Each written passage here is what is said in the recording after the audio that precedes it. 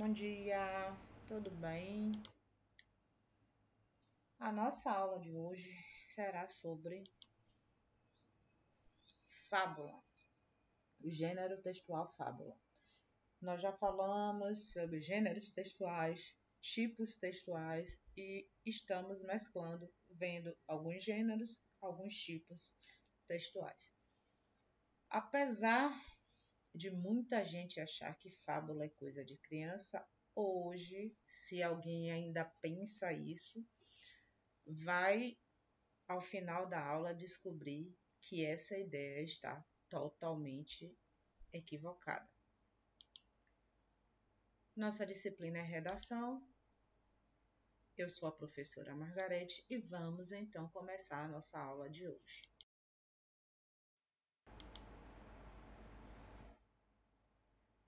A palavra fábula vem do latim e significa história, jogo ou narrativa. Enquanto gênero discursivo, enquanto gênero textual, é desenvolvida a partir dos elementos essenciais característicos dos tipos de textos narrativos, como personagens, já falamos em narração, né? Protagonista, que é o personagem principal, antagonista, que é aquele que vai de encontro ao protagonista, e o coadjuvante, que são ou coadjuvantes, que são as personagens secundárias. Narrador, que é quem conta a história. Aqui nós temos os três tipos. Nós em sala falamos só sobre dois. Narrador, personagem, narrador, observador. Nós falamos em sala, não falamos sobre o narrador onisciente, mas aqui eu coloquei só para que nós saibamos que ele existe. Foco narrativo, quando em primeira pessoa ou terceira pessoa, dependendo do narrador. Nós já vimos quando o narrador é narrador personagem, foco narrativo é em primeira pessoa, a narração é em primeira pessoa. Quando o narrador é narrador observador, o foco narrativo é em terceira pessoa.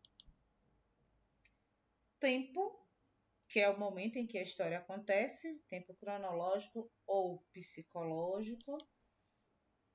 Espaço ou ambiente, que é o local onde acontece a história.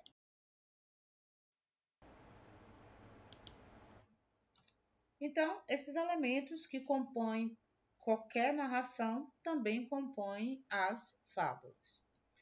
É relevante destacarmos que existem outros gêneros discursivos narrativos bastante próximos à fábula, diferenciando-se apenas com relação aos tipos de personagens que aparecem nos textos, como é o caso do apólogo. Na fábula, as personagens são caracterizadas por animais. No apólogo, objetos, seres inanimados e partes do corpo de seres vivos podem desempenhar papel de personagens. É a grande diferença da fábula para o apólogo. E a parábola, que ela traz apenas seres humanos, mas ela é como uma fábula, ela traz uma lição de moral ao final.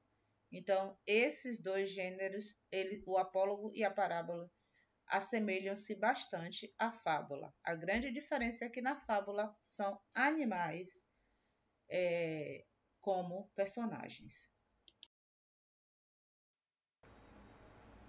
A fábula é um texto basicamente ficcional, ou seja, é um texto que não é real. Por quê? Porque os animais não falam, os animais não desempenham atividades, eles não apresentam características como os seres humanos. Então, por isso que ela é ficcional. Outra característica desse gênero, da fábula, é que quase sempre apresenta um ensinamento moral, uma lição, fazendo alusão a comportamentos humanos por meio de construções metafóricas ou simbólicas. Dessa forma, os animais metaforizados a partir das condutas humanas representam nossas virtudes ou vícios. Quando eu falei que, por engano, nós pensamos muitas vezes que fábula é coisa de criança, aqui está uma das explicações. A criança, ela ouve, ela lê uma fábula apenas como uma história, onde tem os animais, os bichinhos falando que bonitinho, que engraçadinho. Tem a moral, se você explicar, ela vai entender a lição que tem ali, mas ela não vai entender como nós. Ela não vai ter a nossa visão é mais aprofundada. Uma fábula que você leu na infância, certamente se você ler hoje, você terá uma visão diferente. Um livro que você leu na infância, se você fizer a leitura hoje, terá uma visão diferente. Os desenhos animados, os grandes clássicos, eles trazem lições valiosíssimas que, quando crianças, nós não percebemos. Pinóquio, por exemplo. Alice, não mentir que vai ficar com o nariz grande. Nós sabemos que isso não é verdade. Nosso nariz não vai crescer. Mas tem muita coisa por trás da história de Pinóquio. A questão da educação, da importância de estudar, de se educar, da questão da obediência, da questão de não buscar meios fáceis para conquistar as coisas. Tudo isso e outras coisas mais vem embutido na história de Pinóquio, assim como várias outras histórias que temos. Então, essa ideia de que fábula é coisa de criança cai totalmente por terra quando a gente começa a analisar o que é que a fábula transmite de verdade. Bastante utilizada na literatura infantil, a fábula busca passar, através de histórias vivenciadas pelas personagens irracionais, que são os animais, ensinamentos para os seres humanos. Então, ali na fábula, quando ela fala da lebre, da tartaruga, da raposa, ela não se refere à raposa. A mensagem não é para a raposa, não é para a tartaruga, não é para a lebre, a mensagem é para nós, seres humanos. Os animais são usados, são personificados para transmitir essa mensagem para nós de maneira indireta. Ela não é tão direta na mensagem. Aí é uma questão de compreensão, é uma questão de interpretação do que a fábula transmite. Aí que vem a questão do ler além do texto. É você entender além das palavras o que é que aquilo realmente transmite. Por isso que muita gente diz, eu não assisto desenho, eu não gosto de desenho, desenho é coisa de criança. Cuidado, desenho transmite muita informação para adulto, muita crítica social, depende de como você veja, depende de como você assista. A importância das fábulas na formação moral das sociedades é tamanha que, na Idade Média, as lições morais dos textos eram copiadas com letras vermelhas ou douradas para dar destaque a um comportamento errado ou correto, porque as fábulas existem há muito, muito tempo. Fábula não é coisa de agora, do nosso século, do século de vocês. Fábula é coisa bastante antiga. Em uma fábula, as personagens representam um mundo de ser de um conjunto de pessoas e não a cada um individualmente. Assim, os animais simbolizam aspectos dos seres humanos, como, por exemplo, a raposa representa a astúcia. A raposa representa as pessoas espertas, astuciosas, que gostam de enganar os outros, que gostam de lograr os outros, de tirar vantagem dos outros. Ela não representa um ser único, mas um conjunto de seres que tem essa característica. Nós conhecemos. Quem não conhece aquela pessoa que é astuciosa, que gosta sempre de sair vencedora, de tirar proveito de todas as situações, que se acha a mais esperta de todas? O leão representa o quê? A força.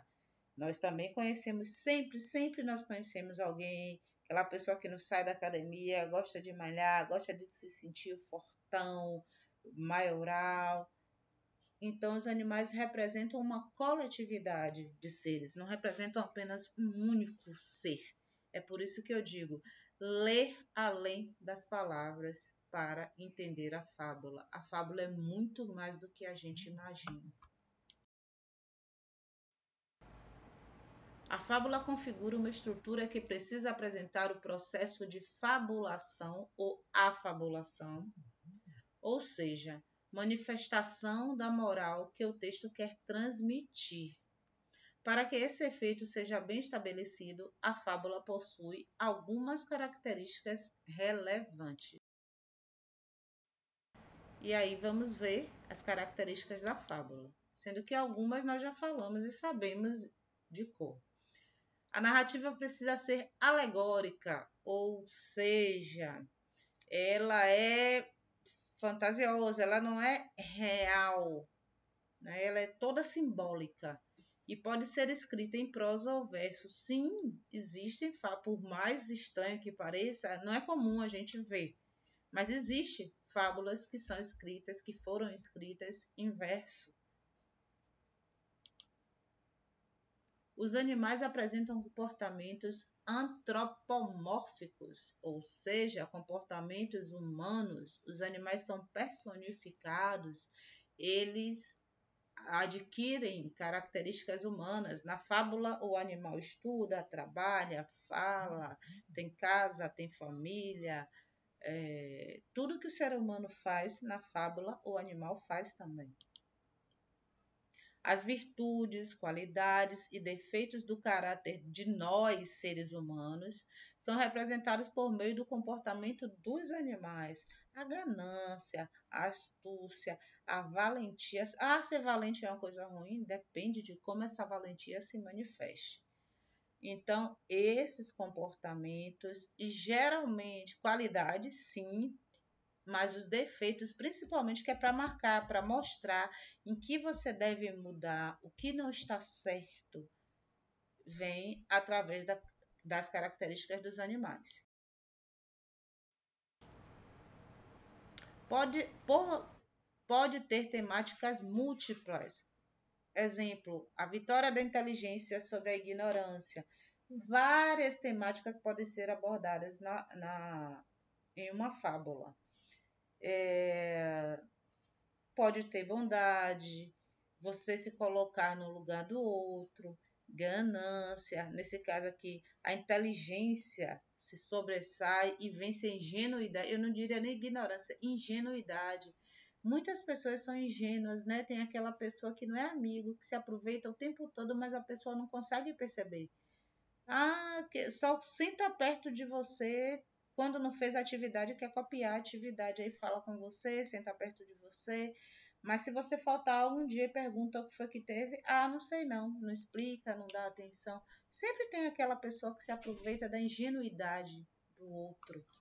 Eu não chamaria de ignorância, eu chamaria de ingenuidade.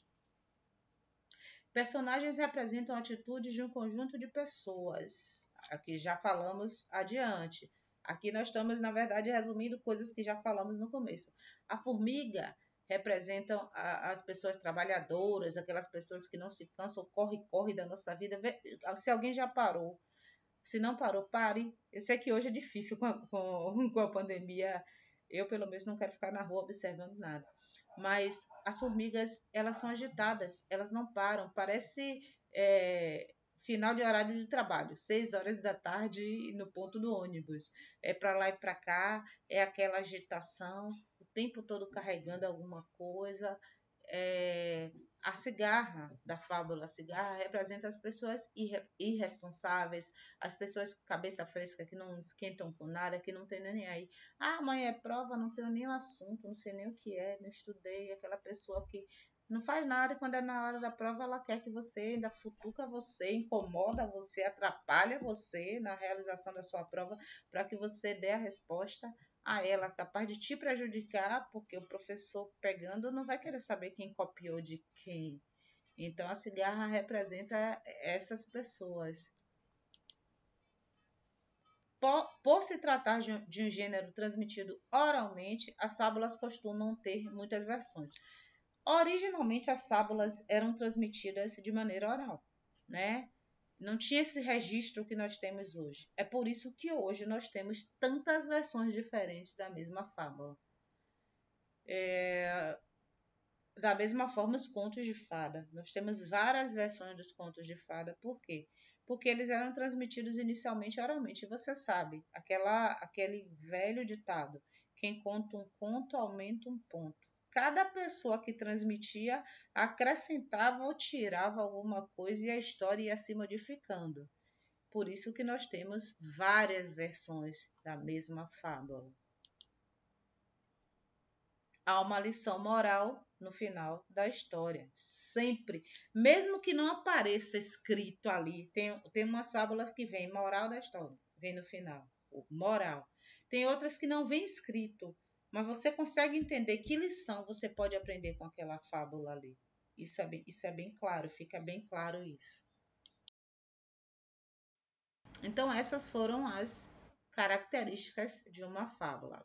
Veremos agora autores de fábulas famosas. Quem não conhece uma fábula? Todo mundo com certeza conhece uma fábula.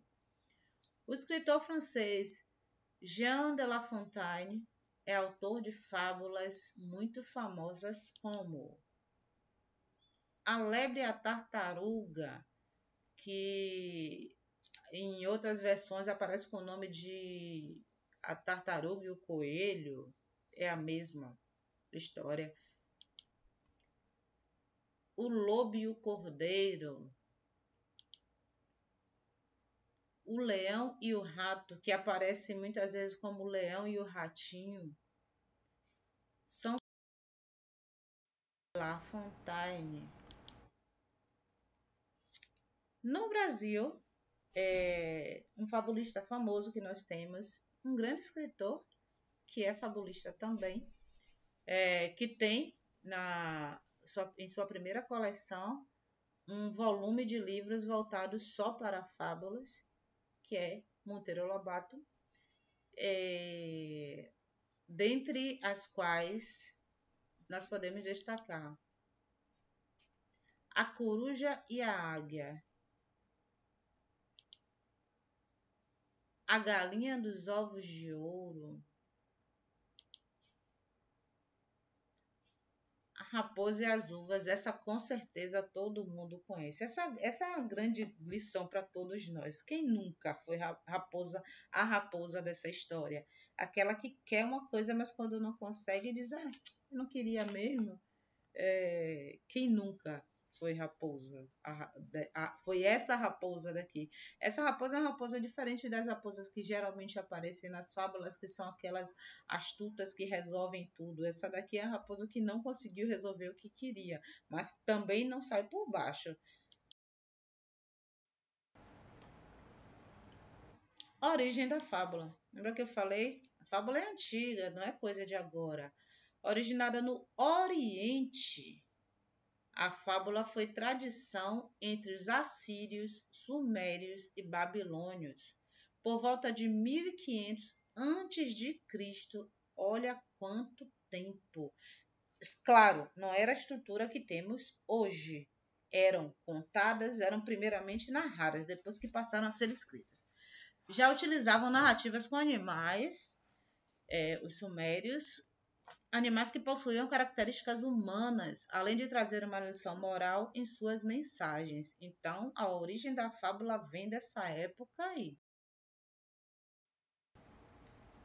Apesar de existir desde as primeiras civilizações, a fábula foi desenvolvida na Grécia Antiga, a fábula que conhecemos hoje, da forma que conhecemos hoje, onde foi cultivada por Ésopo. Ésopo foi um dos maiores. Tem grande número de fábulas de Ésopo. Hesíodo e Arquíloco.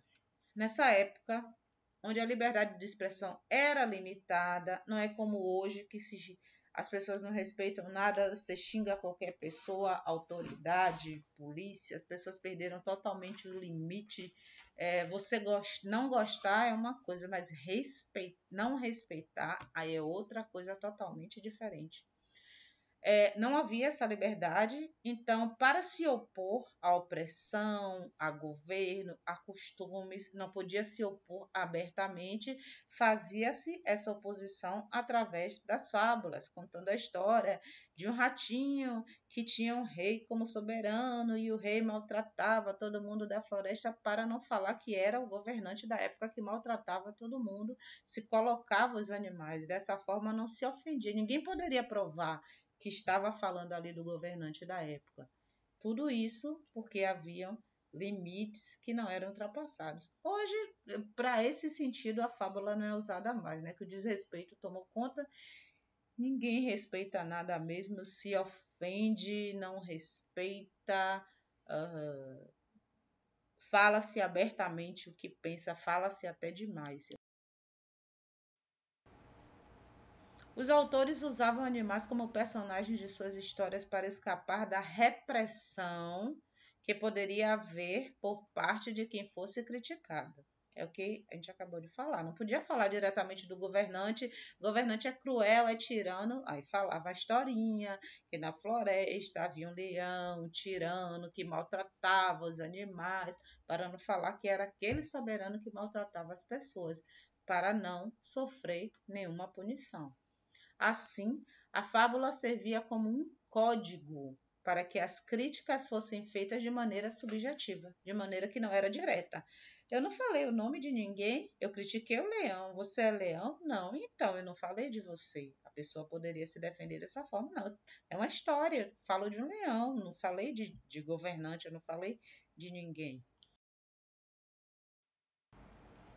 Ainda pertencente ao gênero oral, ainda na época que elas eram transmitidas oralmente, as fábulas de Êxopo. Hoje nós temos fábulas de Êxopo que já foram transcritas, né? Já temos versões escritas das fábulas de Êxopo. São repletas de mensagens que apresentam contraposição entre mais fracos e mais fortes, nas quais, na maioria das vezes, os mais fracos vencem os mais fortes, utilizando a astúcia. Então é aquela questão, não basta ser forte, tem que ser inteligente. Por volta do século I a.C., o romano Fedro aperfeiçoou a fábula dando um toque estilístico. Mais tarde, aproximadamente no século XVI, Leonardo da Vinci as reinventou. No entanto, seus textos não ganharam repercussão fora da Itália, tanto que ele não é conhecido como um fabulista. Ele é conhecido por várias coisas, mas não por ser um fabulista. Mas fica aqui o conhecimento de que ele escreveu, ele tentou reinventar as fábulas, mas isso não teve uma repercussão grande, ficou ali restrito ao ambiente dele, restrito à Itália. Por volta do século XVII, a fábula foi recriada. Olha quantas transformações a fábula passou. A fábula passou por várias transformações até chegar do jeito que conhecemos hoje. O francês La Fontaine reescreveu e propagou as fábulas de Êxopo, lembra que existiam anteriormente oralmente, atribuindo a elas um uso educativo. A fábula passou a ser tratada como meio de instruir, de orientar, de chamar a atenção para determinado comportamento inadequado. Além disso, Fontaine caracterizou o personagem de acordo com a sua aparência. Algumas das composições mais conhecidas de todos os tempos são A Cigarra e a Formiga. Quem não conhece A Cigarra e a Formiga? Eu acho que é a fábula mais conhecida aqui, pelo menos aqui no Brasil, eu acho que é a fábula mais conhecida. A Raposa e as Uvas e A Lebre e a Tartaruga. Realmente são das três mais conhecidas. A Lebre e a Tartaruga, inclusive, tem muito em desenho animado, sempre tem desenho animado que passa essa fábula como desenho. A fábula possui um caráter moral e é utilizada com fins educativos. Isso hoje. Ao longo dos anos, a moral desses textos chegou a se transformar em provérbios, que pregam ensinamentos sobre alguns aspectos da vida cotidiana.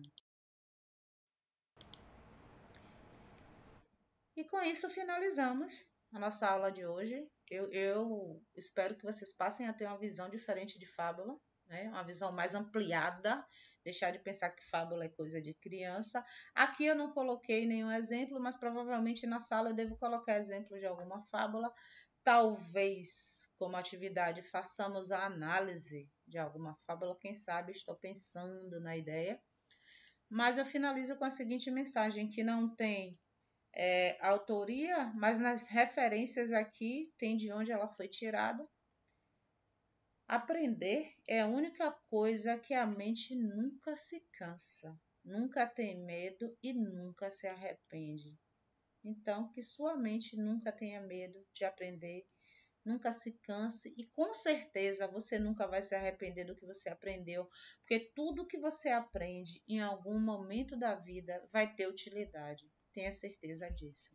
Muito obrigada por sua presença na aula de hoje. Bom dia, fique com Deus e até a próxima aula, se Deus permitir.